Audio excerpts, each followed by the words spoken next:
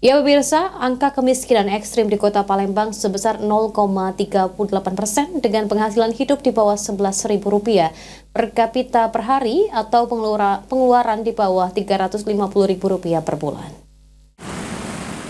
Berdasarkan data Survei Sosial Ekonomi Nasional (Susenas) Badan Pusat Statistik Provinsi Sumatera Selatan pada tahun 2022, angka kemiskinan ekstrim di Kota Palembang sebesar 3,79%. Namun sejak kurun waktu 2 tahun terakhir, jumlah tersebut mengalami penurunan yang cukup signifikan. Bahkan pada bulan Maret 2024, angka kemiskinan di Kota Palembang tersisa 0,38% atau sekitar 6.800.000 penduduk dari total 1,8 juta penduduk di Kota Palembang masih hidup di bawah pengeluaran per kapita.